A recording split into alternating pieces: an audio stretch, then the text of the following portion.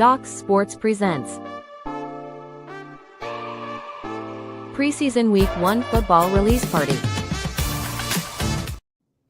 Hey everyone, welcome to Docs Sports Football Release Party. I'm your host, Robert Faringo, and welcome. This is the first time we're doing this, and we're doing it for NFL Preseason Week 1. Just to give you an idea of what to expect throughout the season, every Thursday at Docs Sports at 6 p.m. Eastern Time, the football plays for all 13 of our top-tier handicappers go live. So the picks are live right now. So if you are a client, if you want to be a client, you can go buy the picks. If you are a client, you just got them emailed to you, and we're ready for some football action.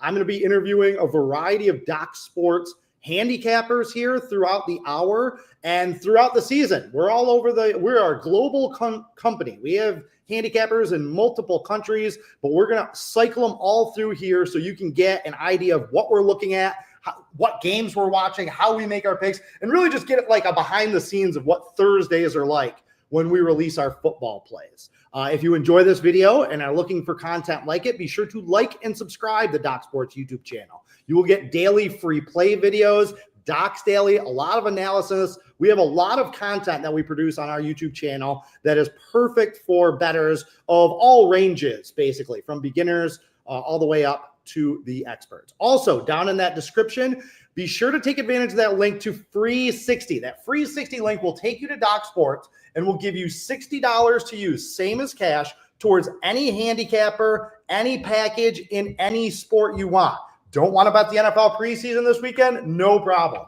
Baseball is ripping, WNBA, CFL action. But if you do want football picks this weekend, use that Free 60, because right now a weekend's football pass is only $45. So we basically just gave it to you for free, plus $15 to use towards a package next week. All right, very excited for our first guest. The first guest ever of Docs Football Release Party is Jason Sharp, really one of the best football handicappers that I know. He's had 6 of 9 winning football seasons. He is also renowned, Jason, are you not, for your fast starts to the season.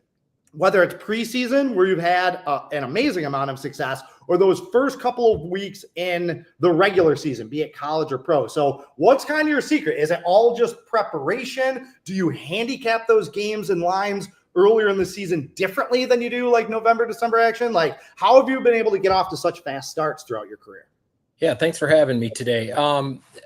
Preseason and the start of the regular season, totally two different ways I look at it. The preseason, I like to look, I have a criteria, what I really like to look for, and that is I try to find a team that trying to create a winning culture in the preseason. And that's usually a team with a young coach, a first-year head coach coming off a losing season. Usually they want to create like a winning culture, and I want them in a home spot. We have a couple teams like that this week as well. But just something where they can build confidence. You know, usually the veteran teams, they don't care much about the preseason, but these newer head coaches in this opening week, especially at home, trying to get the crowd pumped up, build the confidence of the young team. I like to look for that, and it's really done really well over the years. As far as the NFL regular season, totally different approach. I used to put a lot of time and effort into looking really closely, but before the season at the team, just like everybody else. Mm-hmm. But I've kind of went away from that a little bit more. And now I go really with a proactive approach. What I see early, a lot of people like to say, oh, I don't like to overreact to the first game. I kind of like to overreact because I feel like it puts me on a different mindset than everybody else and gets me ahead of the curve. And that's the entire key, because once everybody figures out what you've hopefully seen weeks earlier, then, you know, your edge is gone. So I feel like the best move early on in the regular season is to be very proactive. And I've seen a lot of success with that. Yes, you're right. I've done by far my best work in the first, 2 months of the regular season and preseason, combined. Which is great for you and great for your clients, because then you're playing with house money the rest of the way, right? And do you feel like when you get off to those winning starts, do you feel like that helps allow you to maybe be a little bit more aggressive, maybe take some chances that you otherwise wouldn't? Or are you just like, no, I stick to the plan. I could be up 3,000 through the first 2 or 3 weeks. I could be down 3,000 for the first 2 or 3 weeks. I'm just sticking to my system and going through it. Well, it definitely does take the pressure off, no doubt. And there's nothing better than playing with their money and not with your own. It's a lot more difficult when you're down early in the season. So yeah, I would say that, but I try to keep it. I try to keep just the same strategy throughout the entire season. I'm probably looking to even be a little more selective this year, as I've noticed that my bigger plays, in the way it should be, have had better results. So I probably this year I'm going to look to even be a little more selective, but hopefully I can jump out to a quick start again this year. Yeah. That's funny that you say that, because you and I have such differing styles where predominantly you're in that like 5, 6, maybe 7 plays, 4 to 7 plays each week, where, me, I'm a big volume guy. It's not, beyond the pale for me to have 22 plays on a given weekend, college and pro. So it's just kind of funny to hear you say, I'm going to be a little bit more selective, when I'm like, screw that. Selective is not my game. Yeah, I don't have the stomach anymore to do 20, 25 games. You can really have big weeks, but you can really have, I guess I'm probably playing a little more defense is probably the way I approach it. And I think you're a little more offense, when it comes to a large volume of plays. Yeah. Well, one thing about it, though, is that your standard rated play, if you're only releasing, let's say 6 plays on a weekend, 4 units, maybe have a 6, maybe have a 7, something like that, where my volume is bigger, but I have a lot of like 2 and 1 unit plays to try and prevent that, the big blow up type of thing. So, okay, one game I wanted to talk to you about is the Lions. I know you're a Lions fan, Detroit guy. So last week, after their game against the Chargers in the Hall of Fame game, I was on Doc's Daily and I was kind of talking about this. I was like, look, it's preseason, right? It doesn't mean anything except when it does. And my takeaway from that game was Detroit's season ended prematurely last year as a big favorite at home in the playoffs because they turned the ball over,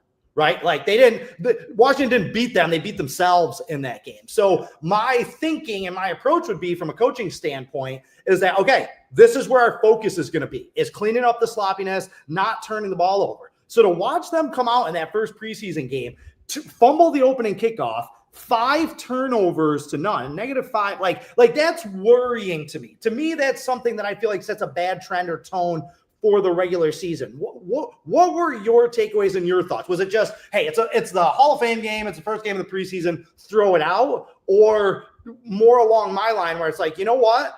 They really should have worked on this and cleaned this up. Maybe I am a little worried about the new coaching staff. Well, yeah, Campbell fits the exact kind of coach throughout his career in Detroit. When he first came to Detroit, he seemed to put a huge emphasis on the preseason. And then now that they've gotten good, he seems to have backed away, but he was very disappointed after this last game. In fact, he mentioned it in the press conference right after the game that he did not like the way they played. He even said, if you're going to turn the ball over, you're not going to play on this team. And yeah, like you said, combined with the way their season ended last year, where they had 5 turnovers against Washington in the playoffs and ruined that dream season of theirs, he seemed really actually frustrated. I was a little surprised with his tone. He even said a few things that, and it's something I really took note in. And I actually, I'll mention this right now. One of my 4 releases this week is Detroit, just a small play, but and that's because he did say after this game, he's like, we're going to play a lot better this week. And you don't usually hear a coach say that in the preseason, especially a veteran coach with nothing to really prove in these preseason games. But I felt like that. And I also felt like the Lions just didn't really game plan at all, especially with Hendon Hooker, who's in his crucial 3rd year. He was a 3rd-round draft pick, backup quarterback. And they just ran a lot of basic plays. I only think he threw 4 or 5 times. Granted, the game was out of reach at the time, but I think they're really going to put a strong emphasis into this week's game. And he even mentioned that. So I would really expect the Lions to bring it. And if you look at the early money, I'm not the only one thinking that, as the line has went up a little bit as money has poured in on the Lions. Yeah, I mean, motivation is the number one factor in betting the preseason. Would you agree with that? Oh, it's the only time during the year, I think, where you could have 2 coaches have completely different motives in going into a game in NFL. One could, care about winning and the other does. And I think there's another big edge the Lions have in this game that I forgot to mention is they started camp early because of the Hall of Fame game. So this is their second second preseason game. And they were in camp 12 or 13 days earlier than the Falcons, who just started camp last week. So I'd like to think that the Lions are a little further along. I think they're going to game plan for this one. I think there's a lot of pressure for them to make Hooker look good in this game. So I'm expecting them to play a much better game here than the Falcons. Honestly, the guy I was really disappointed with too was Kyle Allen.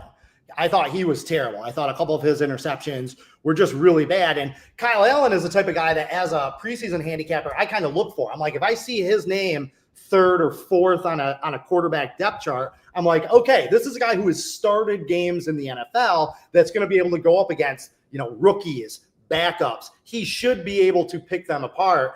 And he was really bad in that game. So I have not looked into this yet. For me, it doesn't matter as much because they're both going to play. Are they going to start Hooker, then go to Allen, or is Allen starting this game and then going to Hooker? No, they switched this week. They're going to give Hooker the start. That's why I think they're really going to game plan around him. And I actually like mobile quarterbacks a lot in the preseason as well because, there's a lot of vanilla defenses out there and a lot of things break down and they have a big edge. They couldn't get away with a lot of this running during the regular season. So Hooker is a mobile quarterback, somewhat of a mobile quarterback. And one other thing, too, about the Lions last week, looking at their roster, I don't think they played one of their top 40 players on that roster. And they've mentioned this week as well that a lot of the rookies are likely to play this week, the first and second rounder who didn't play last week. So just overall, I think there's a much bigger emphasis this week on the Lions winning. And Campbell's not the kind of guy I don't think is going to really want to look really have another sloppy game, especially after, like we said, that debacle last year at the end of the playoffs. Was there anything about the Falcons when you're handicapping at this game that maybe gave you pause? Like, again, the angle here is Detroit played like trash. Dan Campbell's the type of guy that's going to light a fire and kick him in the ass and not let him play like trash. But was there anything about Atlanta that maybe gave you pause betting against them? Any underlying motivation that we don't know about that might creep out in this game? Not that anything I've really read. Like I said, the benefit, the one negative that goes against them that benefits the Lions is the fact that they just got to camp. The 29th of July, I think, was their first day. I think veterans didn't report to the 31st, and the Lions started on the 17th. And I just like to think they're a good 2 weeks ahead of them, and I think that really plays out in this game. I think you're going to see them much further along with the game plan compared to the Falcons, who I expect a lot of teams usually come out really conservative in their very first game. Sure. So I expect the Falcons to take the Lions approach of last week, this week, with playing probably none of their starters from what I've read. All right. I want to take a second to, give a shout out to our new members, Bill Steffen. And I'm not even going to try and pronounce that name, but we're going to call you Rolo Geffrard. And Bill Steffen, welcome to the Doc Sports team and Doc Sports family. I think we are going to have Scott Spreitzer jumping in here pretty soon. I'm very hey, look at that. It's movie magic. You mentioned his name and you appear. So, Scott, I was just talking with Jason about motivation being probably the number one thing that you handicapper look for in the preseason. Would you agree with that? It's up there, top three for me. Number one thing for me. I'm sorry? What are some of the other ones that you look at? Yeah, number one thing for me, guys, is line moves in preseason. I mean, I'm looking in the regular season to get ahead of line moves. In the preseason, I'm reacting to line moves. Going to give you a little nugget for everybody watching. This doesn't mean you bet this every single time it comes up, but it was 26-13 against the spread last preseason. This is a Robert Ferringo special. There was a whole lot of plays, and obviously 39 preseason plays last year. If you simply took the biggest book in the world, is what I'll say. Nobody knows what that is. And you compared their opening line to the closing line, and that preseason number moved at least 1.5 points. You bet against that preseason move. You went 26-13 against the spread. And it's not always been that successful with these line moves, but it's been pretty damn successful in preseason football for a long time now. So I'm always, and again, you're not jumping in and betting everyone blindly. That's where the motivation comes in. I'm not going to bet a team because it moved 1.5 or more points against them, and then they throw out a bunch of, also-rans or guys that probably aren't going to make the roster, and the coach doesn't give a crap, and he hasn't had a good preseason record, for 5 years. I'm not going to jump in and blindly play that, but it's a good gauge.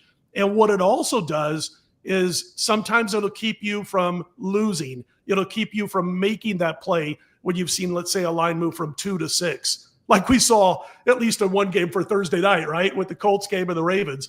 So you just got to be real careful. I'm also real careful about jumping in just because there's veteran quarterbacks on the roster who are going to play. And I passed the Colts-Ravens game, guys, on Thursday night. I would have played the Ravens even though they're on that 0-7 spread slide. But I'll tell you, a lot of people jumped on them because of Anthony Richardson and no, I'm spacing off his name. Daniel. Anthony Richardson and Daniel Jones battling it out for the number one position. Richardson, it's been said, was going to play the first quarter and a half, and then you would have Daniel Jones coming in for the second half of the second quarter. Have you seen Anthony Richardson's numbers in preseason football? Regular season, he's like a 45% passer in 4 preseason games, more picks than touchdown passes, 5 yards per pass, which means he's dumping off all the time. So I just stayed away from the game, guys. Those are just a few things I look at.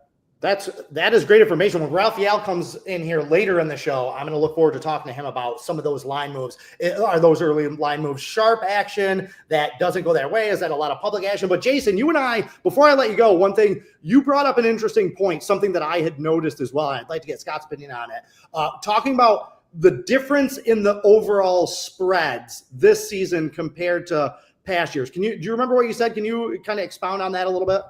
Yeah, in years past, many of the preseason games seem to be under the field goal is not as important. The 3 isn't as important in the preseason. So a lot of the games are line 1 and 2, and it seemed like they opened that way this year, but almost all of them have flown up way higher. The favorites are higher than I've ever seen before. I'd love to see a comparison on average point spread in this year's week 1 to years past, because to me, and I could be wrong, it seems like it's a lot higher this year. Did you notice the same thing? Okay, before I get Definitely. Scott's input on that, Jason, I do want to say thank you very much for leading off Doc's Football Release Party. Good luck to you. Again, anybody that watching, this is one of the best football handicappers out there, so be sure to look for his plays at Doc Sports. So thanks for coming in, Jason. Thanks for having me, guys. Good luck this year. All right, Scott, what did you think? Like, I definitely noticed that. I definitely noticed that for week 1, there seemed to be a lot more large favorites, a lot more large road favorites than I can remember in past years. Was that something that jumped out at you? Yeah, I mean, the moves, as you guys just mentioned, the incredible moves of 4 and 5 points. Shedeur Sanders is going to start. Okay, let's all bet on him. Why? So, I mean, there might be good reasons to bet on Cleveland, but not just because Shedeur Sanders is starting. So I don't want to knock anybody who might have Cleveland. You might have good reasons for it. But yeah, I'm seeing crazy line moves, like, a little bit more out of the blocks that I remember seeing in past years. It's so different now, Robert, than it was, as you know. I mean, you've been capping for 15 years, capping and betting, and I go back, my 20th year with Doc. 20th year, 20th football season. I meant to ask you, what year is this for you? The venerable. Oh, jeez. As far as betting, we'll go back to when I was about 10. As far as what it mattered, I started doing the Stardust Line show here in Las Vegas when I was 21. And so it's been 30 plus years. And I would say it was probably 2 to 3 years into that when I started really becoming more of a person who was looking into different ways to beat the spread. And back then, there wasn't a whole lot of preseason bettors, and I started jumping into it probably about 23 to 24 years old. Back then, Robert, we had Jimmy Walker, JJ, from Good Times, the comedian. He would come on the show all the time. Dynamite. He was a big CFL bettor, and he was always at the Stardust. So we used to have him on the show, and I got more into CFL. But again, about 2 years later, 23, 24 years old, I started playing NFL preseason football. And for many, many years, Robert, up until probably, I'm going to say 6, 7 years ago, I like playing preseason football as far as a bettor more than the first 2 weeks of the regular season. Wow. That's gone by the wayside now. 3 games, you're not getting old school information. Like my favorite bet of all time, and I actually bet the limit, although limits aren't big in preseason, 2002, Steve Spurrier, first year as the Washington then Redskins coach. And he said, like in April, they asked him about preseason. He goes, "Are they keeping score?" And I'm not going to try to do his accent, but he goes, "Are they keeping score?" The reporter said, "Of course." And he goes, "Then we're playing to win." They went out. I forget what the line was. They won 38-7 in Osaka, Japan, week 1 against the San Francisco 49ers. Biggest preseason bet I've ever made. Unfortunately, we don't get nuggets like that too often anymore.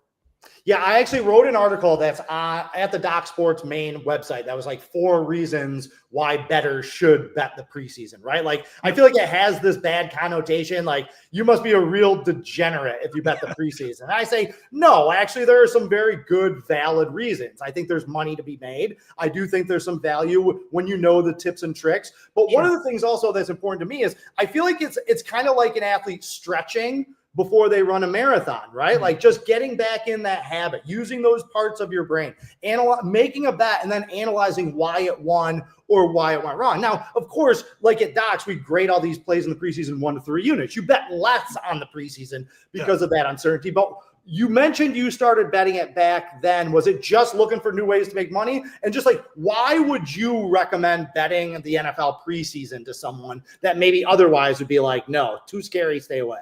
Yeah, part one of that would be I started seeing value in preseason football, and I'd never really, really dived deep into that, into watching it and researching it from a betting angle until I was like 23 or 24 years old. So I saw the value in doing it, and there's been a lot of value over the years. Now, I don't play nearly as many games now preseason as I did 10 years ago because for me, for my style of handicapping, it just doesn't work for me to jump in. Robert, you're one of the only guys that I know of at Docs, and I have a lot of admiration for this, who on a Saturday in college football or college basketball, I like to call it splash the pot.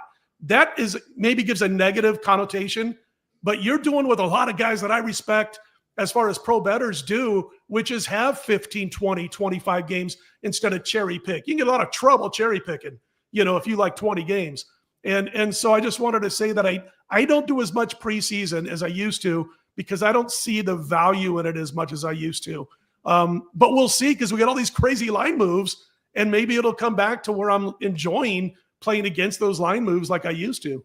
Yeah, for me, it's all, and it says right on my insider's page there, guys, it says gambling isn't magic, it's mathematics. I'm sure you've run into this throughout your decades in the career. Like, people find out you're a professional handicapper, professional bettor, and they'll be like, hey, who's going to win the Super Bowl this year? Hey, who's going to win the national championship? And my answer is always the same. I'm like, I don't know. Like, I'm not a fortune teller. That's not what it is. It's understanding the math, understanding the numbers, and that goes into my system.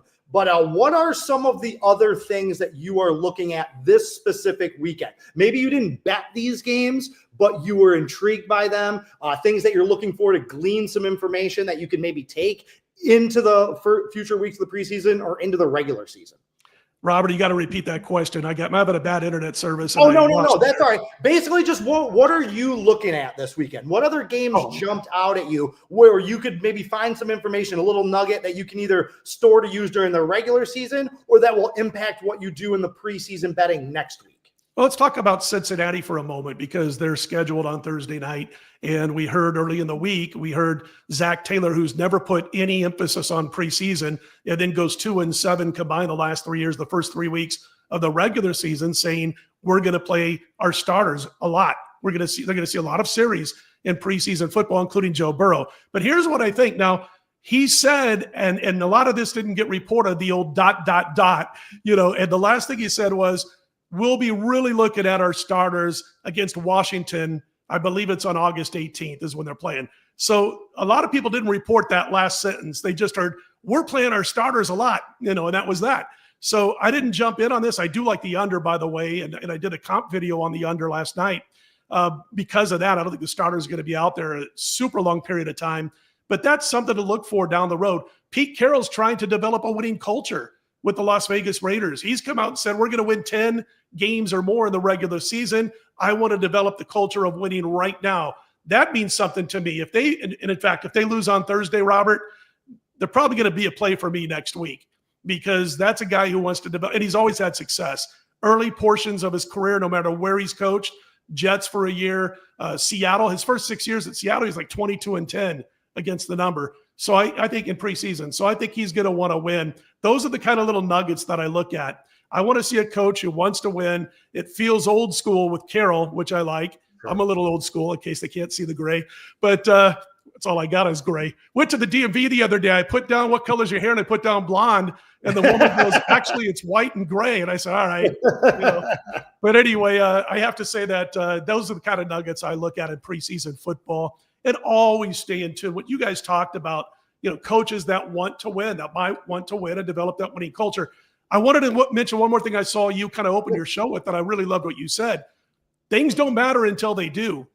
I am 100% in line with what you said about Detroit. I wanted to say that I saw a whole lot of dysfunction and a completely unorganized team, especially from the sideline, even though they were playing a bunch of, guys who were trying to make the team. Bottom line was they were as disorganized as it gets. On the flip side, other side of the field, what do you expect out of Jim Harbaugh? They were as organized as it gets. So I really love that opening statement you made about last week's Hall of Fame game. Yeah, and for me, you judge a coach, especially an assistant coach or coordinator, on what they do when they're with their team, but also what their team does after they've left, right? Yes. So you look at Ben Johnson, all you've heard out of Chicago camp is about how, he is a taskmaster, he is a stickler, everything's attention to detail. You look at the Jets with Aaron Glenn, the other defensive coordinator that they lost, physical, right? They talk about how they're hitting, they're doing physical stuff. So you take those two guys away from Detroit, and that's the big question about them, right? Like the talent's still there. Are they still a Super Bowl competitor losing these coordinators? It didn't look like it to me. And yeah, that's something. Okay, I do want to bring Raphael Esparza in because I want to get him in and get some of his thoughts on what you were talking about on some of those line movements. Now, you mentioned that Seattle-Las Vegas game, right? Now, I'm with you. I think the motivation level is there for the Raiders. For Carroll, new coach, going back to his old stomps, kind of wants to make, he was a little salty about the way things ended there. However, would a play on the Seahawks go against what you were talking about before because of the line movement up? Well, it doesn't in the book that I judge off of, which again, I'm not going to mention or plug any books until they start giving the three of us and others a little bit of. See, he's a veteran, folks. I told you he's a savvy veteran right there. I'm just kidding about that. But yeah, if you look at that 1.5 point or more move in that particular book, it hasn't moved that much. They didn't open early when the line was like 2.5 or whatever, 3. And so I don't really judge until I've seen the line moves off of a real legit opening line, so to speak. So Raphael, you and Raphael Esparza joining us now. Raphael was a sportsbook manager in Las Vegas on the Strip for 14 years. That was a long time ago. He's been a handicapper with us, like me, entering his 20th year with Docs. So, Raphael, and it may be a little bit different now than when you were at the books, but talk to me a little bit. We're talking about line movements in the preseason, and we feel like this year there has been some exorbitant line movements, more than you normally see. Is that sharp money that is moving those lines early that's betting the preseason? This is all public money that's coming in. Like, for instance, that Colts-Ravens game where the line has moved 7.5 points. You're telling me that's public money jumping on the Colts that's making that move? Okay. For those of you that are not mouth readers, there we go. There he is. Guys, think about it. 5 years ago, only Vegas was able to bet preseason games. What are we at now?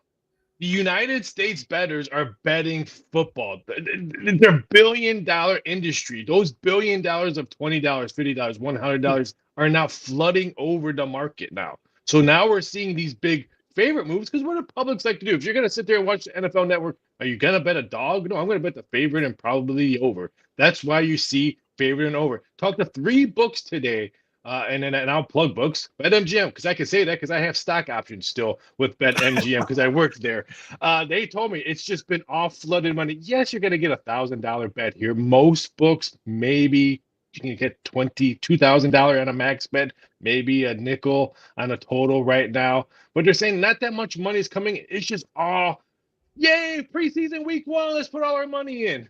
Okay, before I let you go, Scott, I want to get your opinion on what he said specifically about this Colts-Ravens game, because that's weird. Like, if he's saying it's public money coming in, and that's what's driving these line movements, you would think that the public blindly would be betting the Ravens because they had that 24-game preseason winning streak. Like, Harbaugh is 15-2 in preseason, like first 2 weeks, something like that. Like, it's ridiculous. But that's not what we saw. Like, everybody's on the Colts for some reason. So, like, square that circle for me. What are your thoughts on what is driving that?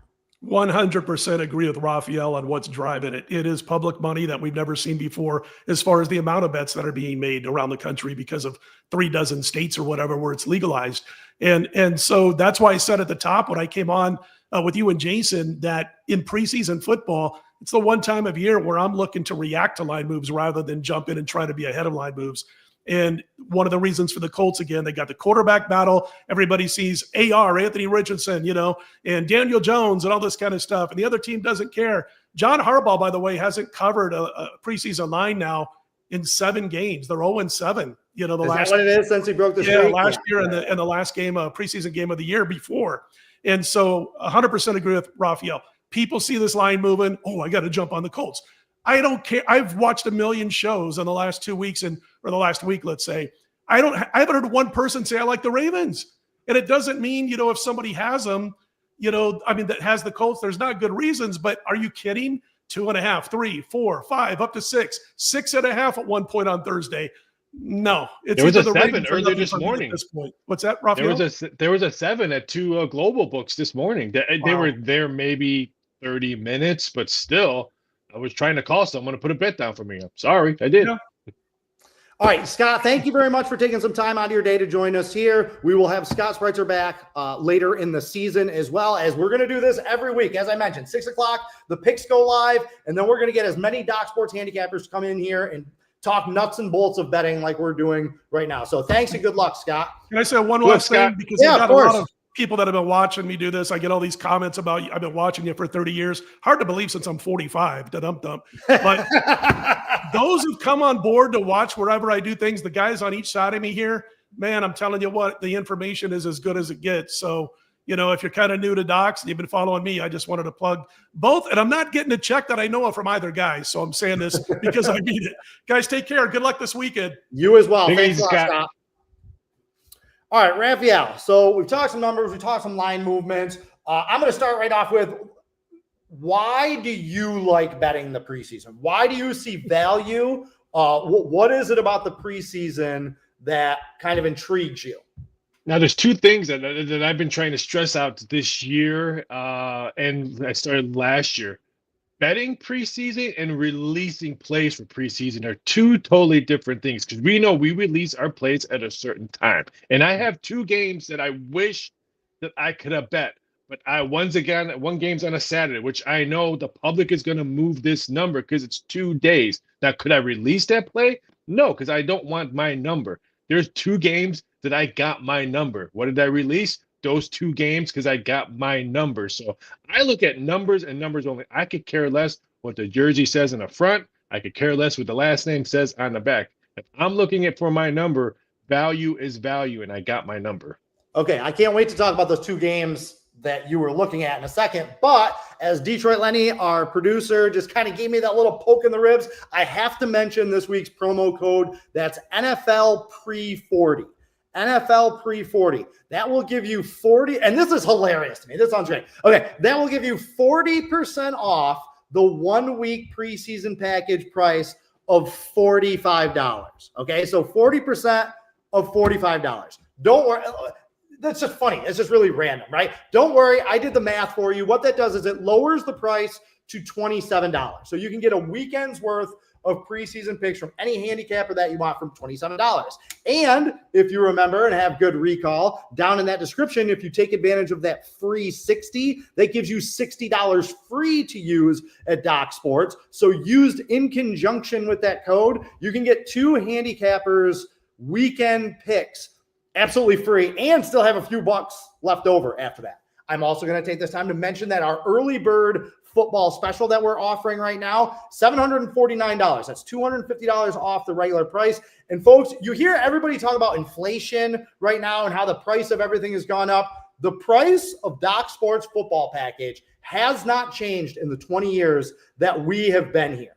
Okay. This early bird special is the same price that it has been for 20 years. So you're getting incredible value with this. Also, if you sign up for the early bird special or any full season NFL or football package at Docs, you get our 3-for-1 deal. What that means is you sign up with Raphael Esparza's full season football package, right? Well, we give you 2 other handicappers of your choice that you can pick and kind of test drive for 2 or 3 weeks to see whose style kind of fits you the best. So those are just some of the deals that we have going on at Doc Sports. So, okay, Raphael, what were the other 2 games? The 2 games that you didn't release picks on, that you cut from your card because you didn't feel like you had enough information? Well, I had the information. I was waiting for the bettors to help me get my number. I had the Jets and Green Bay is the first one. I was blown away this morning. It was 1.5, and I'm thinking, son of a, because I think I want more points on the Jets. If I can get plus 3.5 or better, I Three was going now. to take. Yeah, it's 3 now. I think, let's say if the favorites go 3-0 today, then everyone's going to start betting more favorites. So if I can get more points on the Jets, then I'm going to take that. Why would I release the Jets at +2? I think when we were at release time, there was a couple threes out there. When I want more, I want that 3.5, 4. Let's say the favorites go. Let's see, there's 6 games before that. Let's say they go 5-1 today and Friday. You don't think the Joe Public is going to be all over the favorites? And you have to throw in the Green Bay Packers, who are probably one of the most popular bets in the NFL, no matter what kind of team they have.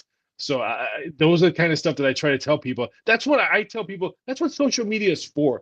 Questions. If you have a question, hey, I saw you play this. Now the number is this. Or what should I do with this number? Do you have any? That's what social media is for. And that's why I want to be there, because there's numbers that can be made and numbers you can be hopeful to get.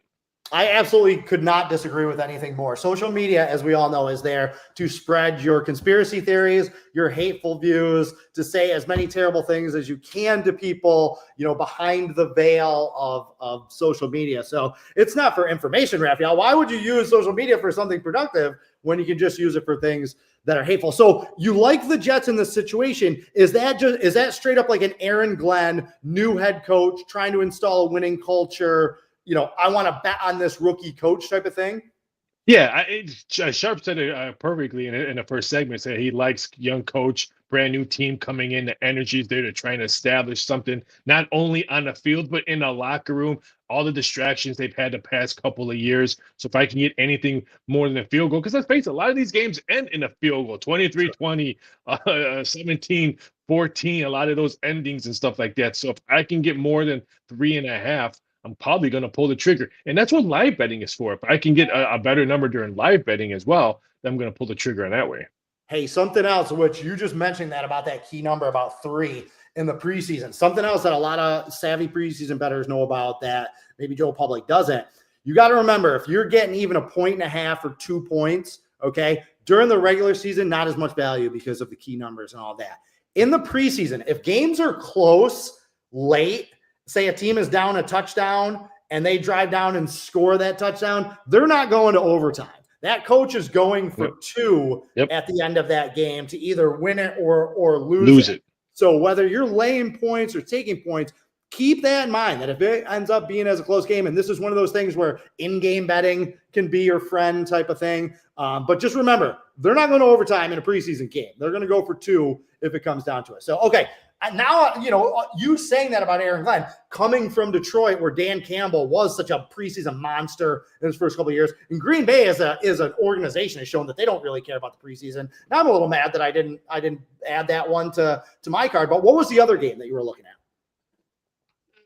The Bears game, I didn't want to lay the 3. I was hoping maybe Miami money come in. I was hoping maybe the distractions the Bears had this summer, people writing bad books, blah, blah, blah, blah, blah, blah, blah. I know the Bears are your team, but I just didn't want to lay 3. So if they were going to bet 3.5, I was going to maybe look at taking the plus 3.5, or if it stayed at 2.5 when it opened and maybe get bet down to 2, I was going to look at that one. So I had that game circled when preseason schedule came out and all that. I just didn't get my numbers. I just didn't want to pull the trigger.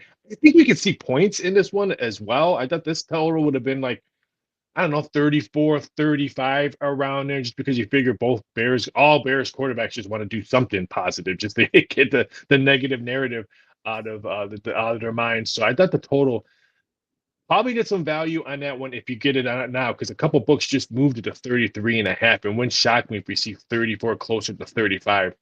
Because it's a Sunday game. Mentioning those quarterbacks is a real good segue to our next guest. I believe we have Arun Shiva, the Indian Cowboy, should be on there. There he is. There he is, folks. It's the Indian Cowboy. Raphael was just talking about the Bears quarterbacks and their quarterback depth.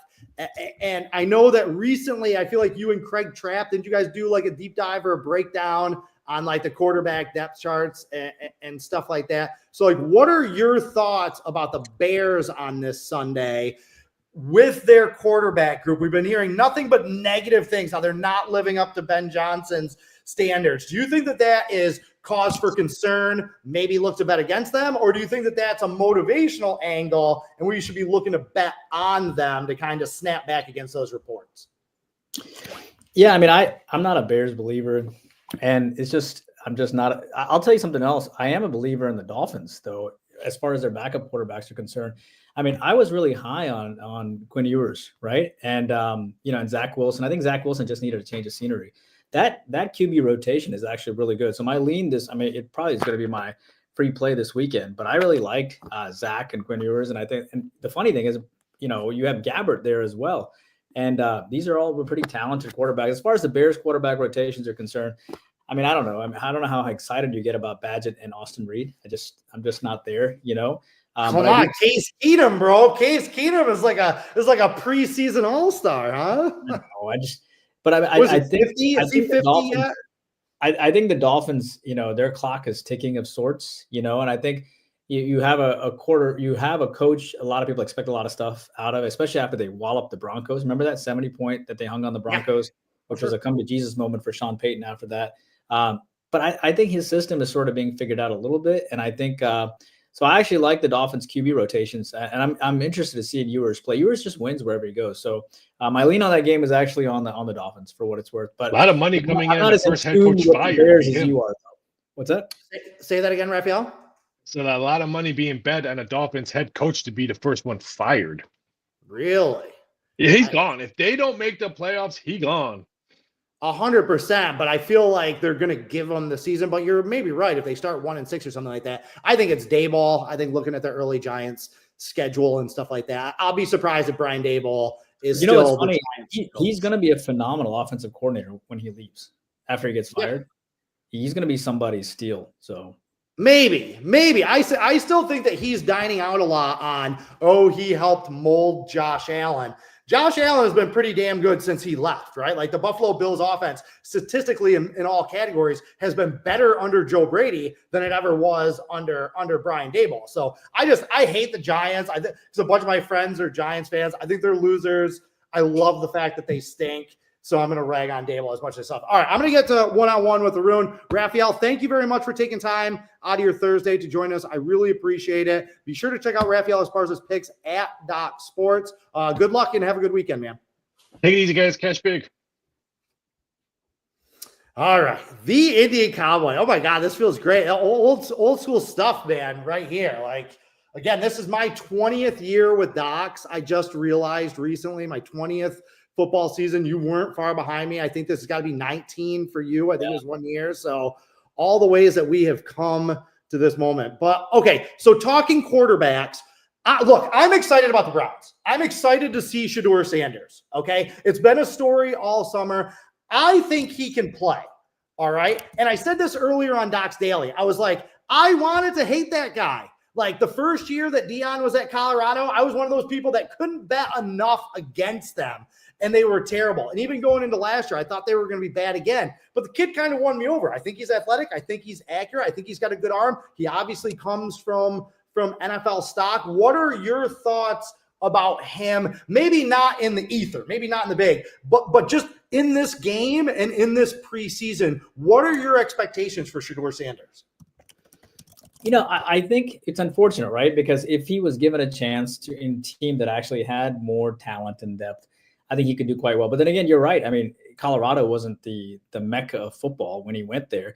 And along with his dad, like, say what you want about Deion Sanders, man. What he accomplished at Jackson State and then what he accomplished at Colorado is a huge deal. And I'm glad he didn't leave for the NFL. I'm glad he stayed there because I think he can really, it's the value added that he brings. So all these coaches that kind of go in there between Sapp and Falk and all these guys, it's the value added. So these people are coming for a certain price, which is less than what it would normally be, but they get a lot of exposure. I mean, after you coach there, you're going to get any opportunities you want after that, right? Let it be Marshall Falk or let it be Warren Sapp, et cetera. He's giving guys, and these guys, there's some things that no matter how much X's and O's you teach, there's some things that guys who played the game, they just teach it better, and that's just stuff that's why Nick Saban is so good as a defensive back coach because he played DB for a long time. He played DB. He actually played quarterback in high school in West Virginia. I mean, not in college or anything, but he played the position enough to know, what's going on. So as far as Shedeur, I think it's unfortunate. I think Carolina is going to do really well this game, and that's not just because I'm a Alabama homer with Bryce. You know what I mean? So I think he's going to have success. I think that offense is going to come through this year a little bit better. Carolina, if you remember, gave my Falcons all sorts of issues at the end of the season. They were really good to close out the season. And I think Carolina, their young core, as far as their defensive line, they really shored up a lot of draft picks on that D line. I think they're going to be really good. And I think Cleveland, at the end of the day, still has issues on their offensive line too. I think Carolina is going to do well. And I feel, I think this will be good for Shedeur. I think he'll be able to show, he'll be able to show, spots. It's like people expect him to be Johnny Manziel. He's not Johnny Manziel. He's better than Johnny Manziel. He's got a better head on his shoulders than Johnny Manziel. And there's no way that Deion, again, say what you want about Deion, but he's a good dad. You know what I mean? Like it's not like, so he's a good father for Shedeur. Obviously he's got another kid that's with the Bucks, but even the other kid who didn't necessarily have football talent, he's a media sensation. He's producing all the videos for Colorado. He's got his own media company. So he's a pretty good dad. So I think he's going to keep a good head on his shoulders. I think he's going to keep him motivated. But I still think the Panthers are going to do well. Yeah, underrated story about that game is like, obviously the focus is on the Browns because of their quarterback mess and who's playing, who's not, how's Shedeur going to do. They just pulled Tyler Huntley off the street, even though I'm kind of excited about that. Tyler Huntley's another one of these like preseason all-star guys. Like he played a lot of games for the Ravens during that 24 preseason game winning streak. But the underreported or under-discussed aspect of this game is that Carolina defense, which you just kind of touched on, historically bad last year, gave up the most points in NFL history last year. Complete overhaul. While I'm excited about some of the young pieces that Carolina has offensively, you have to think that their focus going into this game is on stopping people and being better on the defensive front. No?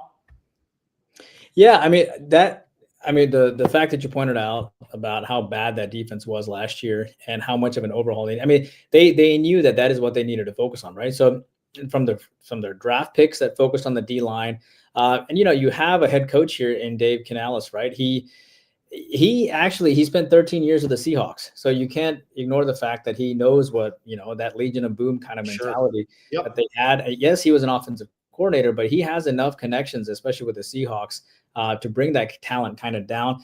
And obviously he was hired last year. They kind of struggled a little bit at obviously 5-12, but they benched Bryce for a while. They were just like, you know what? I think you're putting too much pressure on yourself. Just kind of take it easy. And now I think, and Bryce came back. I think that was good for him. I think he came back and did well, but he really, I think he took it as it was obvious. It was obvious when they decided, okay, Bryce is still our guy, but let's just load up on this defense. And they did a good job. So, I agree with you. I think their defense is going to be a lot better. I think the Panthers when they face like above 500 teams, like that plus 8.5 line, I think they're going to be sneaky good losing by a field goal. I kind of agree with you there. And don't get me started about like Bryce Young and starting rookie quarterbacks. I've written about it. I've done videos about it. Like for me, the dumbest thing ever is a team starting a rookie quarterback in his first season. These guys need to sit. These guys need to learn. These guys need to develop. I could go on and on, but I'll save that rant for another day. Instead, I want to talk about another quarterback room that's an absolute mess, but that might be kind of entertaining. And that's the Saints. Okay. Awful. All three of the guys that are vying for that starting job suck. They're terrible, right? However, these guys are favored on the road this week against the Chargers, who looked so sharp and so good in the Hall of Fame game. And the only thing that I could think of, like, I'm not sure if you were listening backstage when we were talking about that Colts-Ravens line. To me, that line movement has broken my brain, right? Like why the public isn't jumping on the Ravens.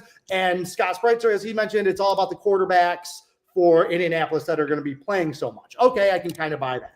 But the Saints, they can only be favored because they're having a quarterback battle and they're going to like play these three idiots the whole game. But like, does that make sense to you? Like, these guys aren't any good. Should they be favored on the road here? Like, at what point does the motivation of, hey, this team has a quarterback battle, so they, would be a good bet in the preseason? At what point does that evaporate? So, a couple things. One, I think Dennis Allen is also on the hot seat too, right? He came in like in 2022. And he needs this game in the sense that he needs a decent. Kellen Moore is the new head coach for. Yeah. Sorry about that. Dennis Allen is my Bears defensive coordinator. That's right. So it's one of those situations where we have that new coach, new system, stuff like that. But still, like, what am I missing here? You'd be surprised. Like Rattler was in South Carolina, and I remember when we used to obviously predict a lot of games in the SEC because it's sort of in our neck of the woods. Rattler has a live arm, and that defense was a mess too last year, and I felt like it put him in really bad situations. So I think Spencer was actually better than people give him credit for. And do I expect why do I expect them to be a favorite here? Well, I mean, I actually think if you win the Hall of Fame game and you track it back, teams have a tendency to struggle the next week following that. Like, what do the Chargers have to prove coming into this game? You already destroy the Lions, right? You just embarrass the Lions, and you sort of come back and you have the Saints team that's kind of like, a lot of Saints fans feel like almost the season has ended before it's even started. So maybe to give them a little feeling like, hey, look, it's not the end of the world. It's going to be okay. And I think obviously you're going to have a Saints team that starts, it's going to have more starters, whereas the Chargers really couldn't care less. They've already proven their point, if you will. You know what I mean?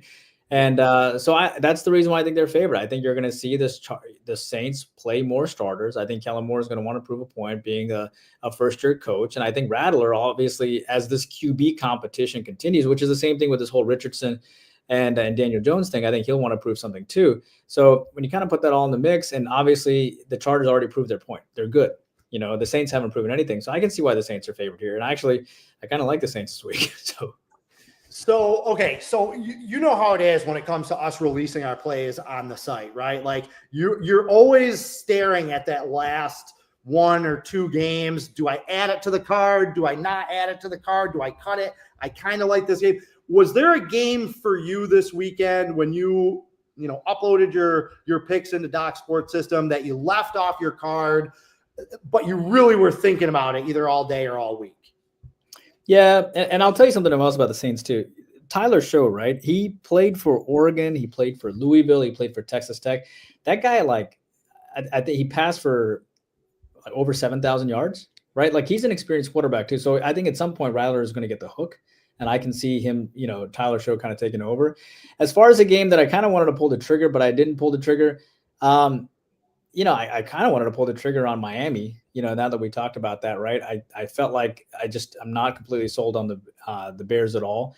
And, I kind of wanted to pull the trigger a little bit on, the Lions, right, against my Falcons. I feel like the Lions looked so bad last week. And that's just because they started a quarterback who's horrendous, right? They just look terrible. And I think it's almost like plus the hype around my Falcons. I get it. But why are the Falcons a 3.5-point dog? Why are the effing Saints a -1 favorite on the road against the Chargers, who just dominated the Hall of Fame game? And then you have, Michael Penix and all the money that you gave him. You have Bijan. You have the entire whiteout situation of Atlanta, which is just Drake London and others, which is just fantastic. And that the Lions are going to be favored by 3.5. Why wouldn't you favor the Falcons by 1 at least, right? So I think that, yeah. So I wouldn't be surprised at all if the Lions sort of like, just for a morale boost, just come in and thump the Falcons a little bit. Play a few more starters, and the Lions QB rotation outside of the horrible quarterback play you saw last week is pretty good. So I kind of like the Lions.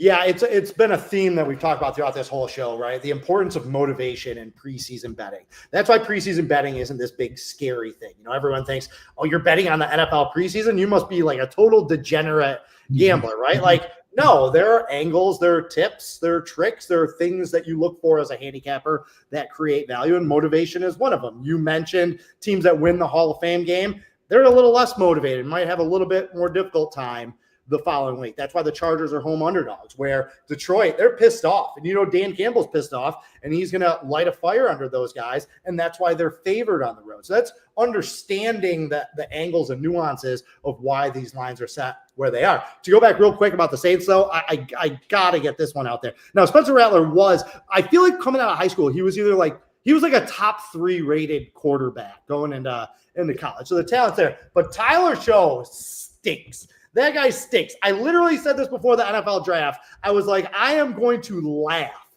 at whatever team takes this kid. You don't stay in college for 7 years because you're an NFL draft pick. He bounced around to all those teams, but all those teams were trash. Oh my God. I hope he starts so I can bet against that clown. I mean, the fact that he was in there, 7 years, Reuters of all people wrote an article talking about how he has an inside track at a QB1 slot. It's unbelievable. It's seriously unbelievable. How many big bowl games did that guy play in? How many college playoff games did he lead his team to? None, because he stunk. So, all right, are there any other storylines this weekend? We talked about the Bears, we talked about the Browns. Is there any other team storyline that you are kind of interested or intrigued about going into this weekend or just the preseason in general, right? Where you feel like, some people think, the preseason's meaningless. It's not, right? This is setting the tone for the regular season. Is there any particular storyline going on with any specific team that you're really interested to see it play out over these next 3 weeks so you can roll that information into how you bet on or against this team in the regular season? Yeah, I'm interested to see how Vegas comes out, right? With Pete Carroll and Gino and, how they roll. I mean, Pete Carroll's 73 years old, right? And, that guy always looks like he's had a massage. Like he's always looks like he looks fantastic. He looks energetic. It's interesting that, Gino goes back to Seattle and Seattle didn't believe in him. So, they moved on. And obviously Pete Carroll's moved on too. And I'm interested to see how they go back. And I think that's why they're going to be motivated today, right? I think Pete Carroll I don't think Pete Carroll really – I think if Pete Carroll goes, 4-13 this season, but he wins this game, I think he'll be like, okay, it was a wash. It was a wash of a year. So I think he probably cares about this game a little bit. So I'm interested to see how that plays out. If you've looked at, the schedule for the Raiders, it's not easy. They have a very difficult schedule too. So it'll be interesting to see how that shakes out. And so I'm very curious to see how the preseason plays out, because that might impact what I do for my futures and stuff like that. So I'm interested in that. I'm also interested in how the Jaguars open up, right? I mean, ever since their coach went Duval in a super awkward situation, I think he's smarter than people give him credit for. And I'm interested to see if he's got to get something out of Taylor Lawrence, or I'm sorry, he's got to get something out of Trevor Lawrence, or they're just going to move on. And the same thing with Richardson, right? I think Daniel Jones is a stud, dude. I really do. I just think he was in a bad situation. Same with Saquon Barkley. And I could easily see Daniel Jones taking over that team.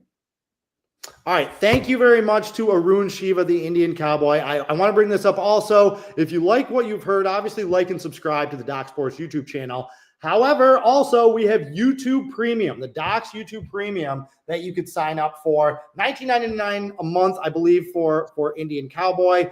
$49.99 a month, I believe, for the whole ball of wax with everyone else. A lot of plays, tremendous, hundreds of dollars worth of value available in that. So Arun, thank you very much for taking some time out of your day. I appreciate it. And I got to get this plug in. When college basketball comes around, you guys got to check out Robert, man. Robert has his systems and he's an absolute beast. Before I joined Doc Sports, I used to purchase Robert's plays. Now I just text him if I want to. But Robert is an absolute beast when it comes to college basketball. So be sure to check that out. And yeah, as he pipes everyone else up, don't forget he's really good. So well, thank you.